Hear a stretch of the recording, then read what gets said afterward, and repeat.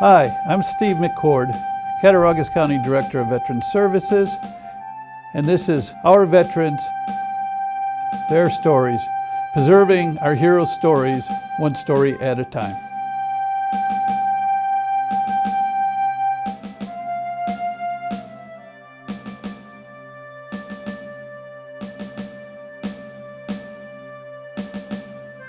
I was drafted in September of 1965. I was sent to Fort Dix, New Jersey. I did my basic training there, and even though I was highly mechanical, they still wanted me in the infantry. So I had to go to advanced infantry training for another 8 weeks in Fort Dix. When I got my notice, it was less than 24 hours. There was 13 of us that was not to leave the post, and we was going to board an aircraft the next morning, real early, and we were going to go to Oakland, California to be processed. We stayed in Oakland, California for about 2 or 3 days. From there, we were flown to the 90th replacement, which was somewhere in Saigon. I don't know where it was, honestly. And we was there for about 3 or 4 days before we got assigned. And I was assigned to the 1st Infantry Division, and our base was in Phu Vinh, South Vietnam, which if you look on the map now, there is no Phu Vinh, but I do have a map that shows it on it. I was there for about 5 months. Within the first 2 weeks, we was in a major firefight. We almost got overran. The firefight started at 1:30 in the morning and never ended until 6:30 that same morning. It was nonstop. They figured they were between 800 and 1,000 VC at the line, and we didn't have that many people, but we was able to hold them off.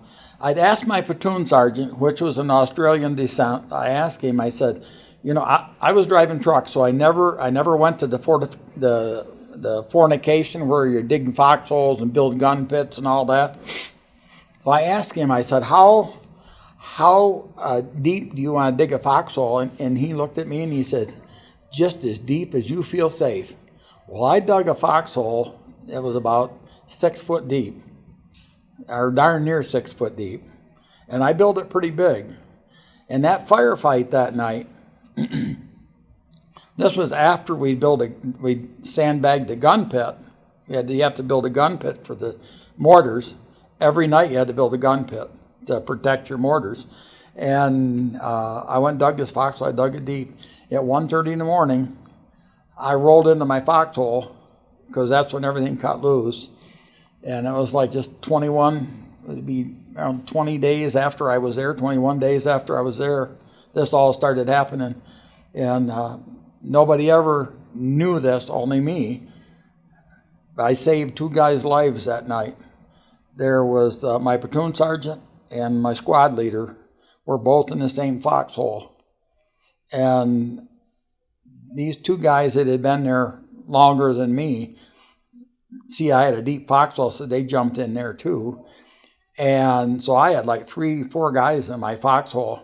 And one of them said, which one do you want to throw this? And he pulled the pin on a grenade. He was going to throw it into the foxhole of where them 2 guys they didn't like. He was going to blow them up and kill them. And I told him, I said, you're going to put that pin back in that grenade. I made him put the pin back in it. And I said, you ain't throwing nobody. In case you haven't looked, and I got pictures, and I don't know if it's the same firefight. This guy was full of tracers and full of, the noise was unbelievable. It was just a nonstop shooting. I mean, and it was, but I made him put it back in. And I can only remember the one guy's name, and I won't say what it is, but I don't remember the other guy. But I made him put the pin back in the grenades. Them 2 guys would have been dead. They would have been if I hadn't made him put that. I said, you ain't doing that, not out of my foxhole. And then at daybreak, the Korean ROCs and the Australians came in and helped us out. But they got close enough that they was able to throw a grenade inside of a turret of a tank. and killed everybody inside.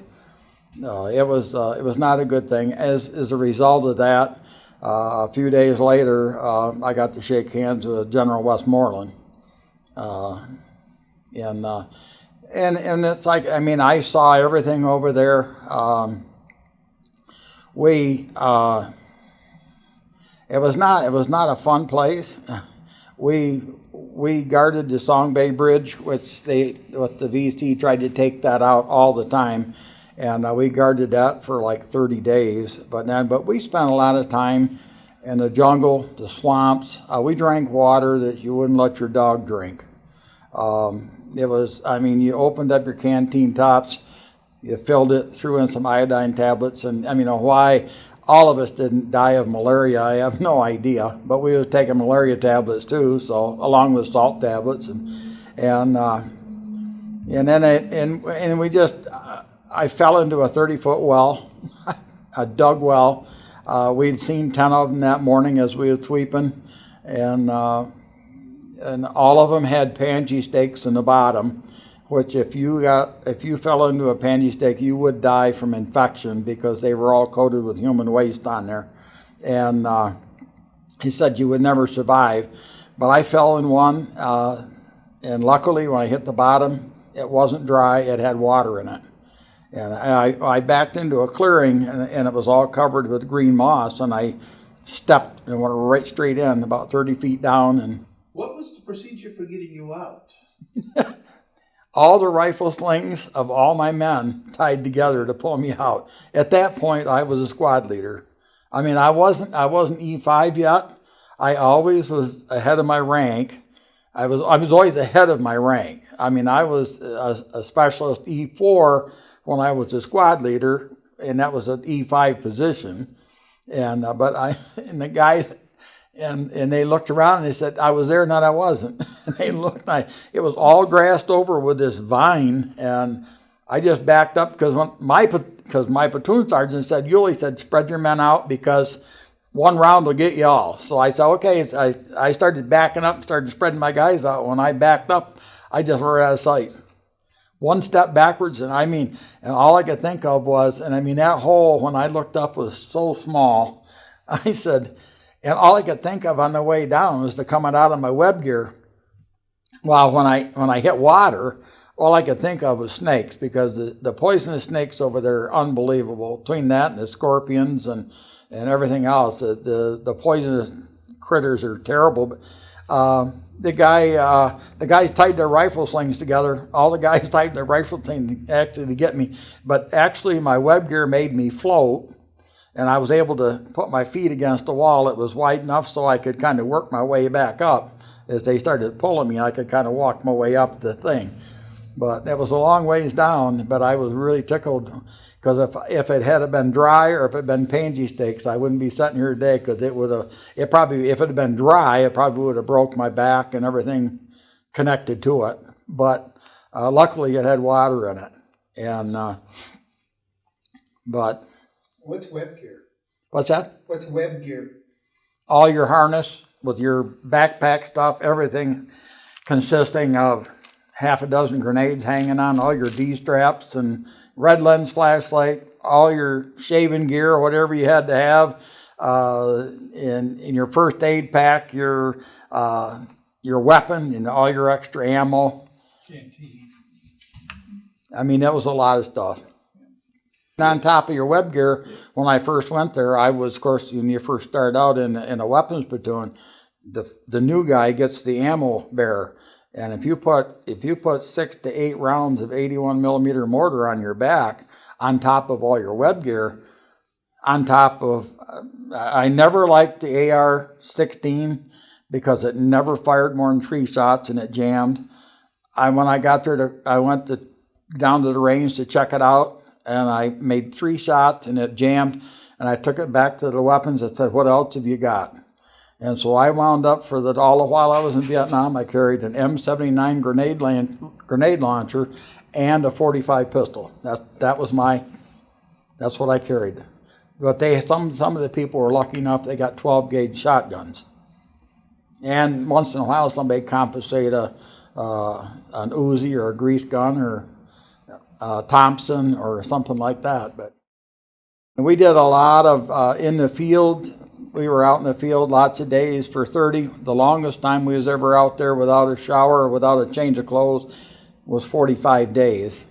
And you get a hot meal whenever you come to a clearing where they could bring a helicopter in. You got mail. If you got a hot meal, you got mail. If you didn't get a hot meal, you got sea rations, you didn't get no mail. So that's kind of how we knew. If we come to a clearing, it was big enough to bring a chopper in at night, they'd bring us hot food. We get that maybe once in a while, and then they'd bring in sea rations to get us through. But we learned shortly. I mean, we were always heavily loaded. We did a lot of flying in with the choppers. Once in a while, we took the 3/4 tons in the trailers, but more than likely, we flew in and flew out most of the time. And you never knew when you left. You never knew when you was coming back, or if you were going to come back. It kept going like this, and I got an emergency leave sometime in the first part of July. I came home for 30 days. My dad had a heart attack, and it was when I said my goodbyes when I went back the second time. I really didn't believe that I was going to be able to come home, because I didn't think if I came home it'd be in a body bag, because that's how bad it was the first stretch. Well, when I went back, it even got worse. I know we were unloading choppers from about midnight till about 3 a.m. and we was bringing the choppers in with no lights, just 3 red lens flashlights. There was 3 of us, one on each side and one at the point. We'd bring the chopper in, we'd hold that red lens, they'd drop it into the center, and we'd throw the ammo out as fast as we could, and then we'd give them a thumbs up and they'd lift off, and then we'd wait until the next one came. We did that for 3 hours, bringing in more ammo. And the next morning, I think I finally laid my head on something. I kind of got a little sleep about 3 till about 4. I mean, we slept very little over there. When you're in the infantry, you slept almost 0. But when you did sleep, it might be come to a clearing or something, waiting for a chopper to pick you up. You'd see these guys sitting around with their head dropped down because they fell asleep.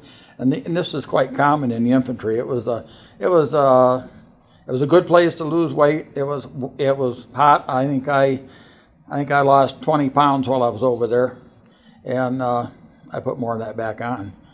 But on October the 3rd, when I was unloading that chopper, like I say, it was in the morning. At about 6 a.m. the next morning, we were getting ready to move out because we had to go way back into the jungle, because there was a tank that had got bogged down way back in the swamp back there, and they were picking up so much sniper fire they couldn't get it out, so they wanted us to go back and secure the area so they could get the tank out. So we were getting ready to move out, and a guy, there was a guy ahead, a guy in the middle, and a guy behind, and I was the 4th man in line. We were starting to walk out, and the second man stepped on a bouncing betty, and it come up, and it blew off one leg above the knee, one below the knee. It got his middle section, and it blew off his left hand. My buddy was right behind him. He got one piece of shrapnel right through his heart, and he dropped dead instantly. The guy ahead of him got one in the base of the skull, and it killed him instantly, and it got 6 other guys off to the side. And I never got a scratch, but I watched him drop dead right in front of me. And I mean, I was as far as me to that microphone. And after that, we had to go back into the jungle. We mounted up on top of tanks and personnel carriers. That's how we traveled back in. I happened to be on a personnel carrier, and they blew up a round beside us. A command detonated round was blown, and I lost my hearing out of my left ear I think I broke the eardrum. And the dirt and the stuff flew, and I wound up upside down inside of the tank, or inside of the track, hanging by my web gear. The concussion that blew us right up. And then as we got that straightened out, and then we started down the road, and I don't think we got another 100 yards down the road, and we found a 105 round laying right in the path with a blue cord going to it, which meant that it was command detonated. Somebody was on the other end of that blue cord. And so we stopped, we backed up to be a safe distance, and my platoon sergeant told me, he said, here, he handed me a pair of wire cutters, and he said, hey, how much you go cut that blue wire? And I looked at him, I thought, you want me to go? Are you crazy? No, you want to go cut that? So I did. I dropped all my wet gear. I had a .45 pistol in one hand, and I had a pair of wire cutters in the other, and I crawled out through to find that blue cord, and I cut it, and I threw it both ways. I could have, somebody had to be out there, but I cut it. Then when I came back, the platoon sergeant said to me, he said, I want you to go blow that round up. So he handed me a block of C3 or C4 with a detonator. So I went out and I started pulling on that blue cord, and all I could think of was, maybe I'm going to create static electricity and blow myself all over Vietnam. But so I pulled it out and I threw it down and I snapped the cap and I run like crazy. We blew that round up. We started down again, and the personnel carrier ahead of us hadn't gone hardly at all, and they put a round right up through the bottom of that personnel carrier, and they had to come out and medevac 3 people out of that carrier. And so then we went back, and we finally got to we're working all day to get 3 miles, and we got back there, and it was so late. They finally got the tank pulled out. The tank retriever did, and he pulled the tank out, but it was so late we'd had so much trouble going in. They said we're going to circle, make a short perimeter, and stay right here tonight. And I didn't have to be on line. Sometimes we pulled line duty, sometimes we didn't. So I found 2 big trees, and I got right between them 2 big trees, and I told my platoon sergeant, I'm going to be here. But anyway, they open fired, and they were cutting trees off with the 90 millimeters off the tanks and the 50 calibers. They were cutting trees, and it just looked like somebody had taken a pair of head shears and cleaned everything off. They opened fired at about 9 o'clock at night and just kind of cleared the area. And the next morning, they decided that we were not coming back out on the same trail, so they took the tank retriever and put that up front, and he made his own path, had a big blade on it, made his own path back to Highway 13 again. And what we didn't know was, as we was coming out, we were sitting right on top of a bunch of VC tunnels. We was right there. We made it back out, and during the to that day, I came home for 30 days, and I said I wrote Kathy and told her, I said, I'm not going to take R&R. But after that day, this all happened from morning to night, where we got blowed up and my buddy got killed and all that. I wrote in a letter, I said, I'll explain it to you when I get home, but I said, I'm going on R&R if they offer it to me. Well, they offered me. So I did go for a few days to Bangkok, Thailand, and got away from all the battle. Coming back, they flew us up there and back on an old Pan Am 4-engine prop job, and we flew to Bangkok and then back. On the way, and we got about 5 minutes into the air, one of the engines on the thing started smoking, so they shut that off, and it was still smoking when we got to Saigon. And I thought, I'm not going to maybe I'll just get killed in a plane crash,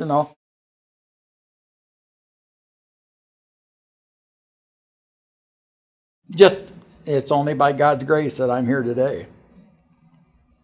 Because when we were stationed at the end of the Song Bay Bridge for 30 days, they had to medevac me out because I got bit by a rat.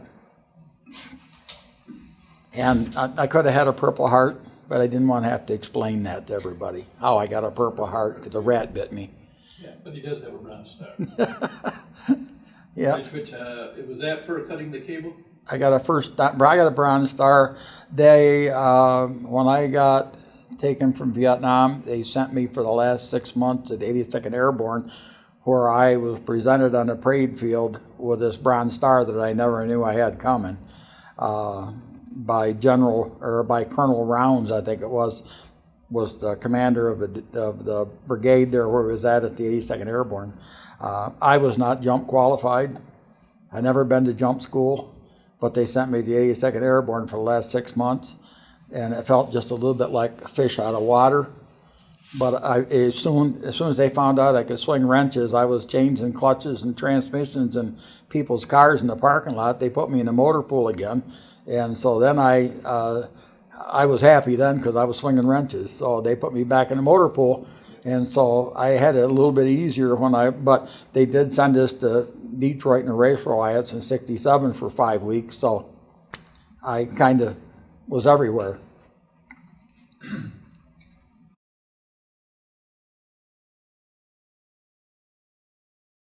Finally, my knees gave up. In the end of November, I had to go till, I think it was the end of November, first part of December. They took me out of the jungle and they put me in a motor pool to work on vehicles because my knee got so bad I couldn't stand the terrain, and we were backpacking well over 100 pounds between web gear and ammo and 81 millimeter mortar. I mean, we carried the barrel, we carried the base plate, we carried everything. It was heavy work. And when you had all your web gear on, and when you come in in a hot drop zone, and they want to drop you and lift right off, so you come in and they'll hover for about 30 seconds, enough to empty that thing, and you're landing 6 to 8 feet. You're jumping before you hit the ground, and when you hit the ground, you know if you're going to be in rice paddies, you're going to be in the mud, you're going to be in a swamp. You have no idea how you're going to land. But and the thing of it is these drop zones would get really hot at times. They come to pick you up. I mean, they were in and you piled in and you moved on, and that's all. And when you see them old choppers with their nose up when they leave, their nose down as they're just trying to get up enough elevation to get it up. But we always love to hear the sound of the choppers when they're coming.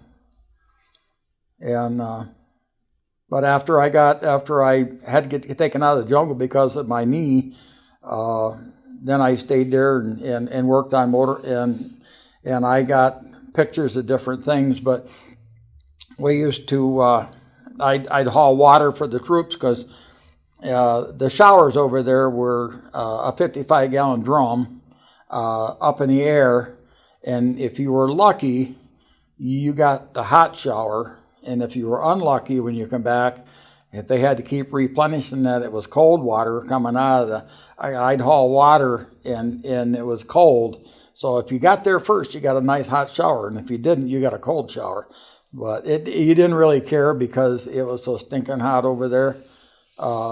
It didn't really matter. And you hadn't had a shower for 30 to 45 days.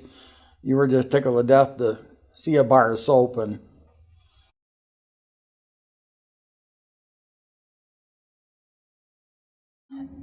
I mean, I was glad to be in the First Infantry. I mean, I had times I wasn't glad, but it's a good outfit, but it's a fighting outfit. You don't lose. You got to fight. You fight for your life. You fight for your country. But it was. I wear their big red one proudly because I served my country. Did I want to go? Not exactly.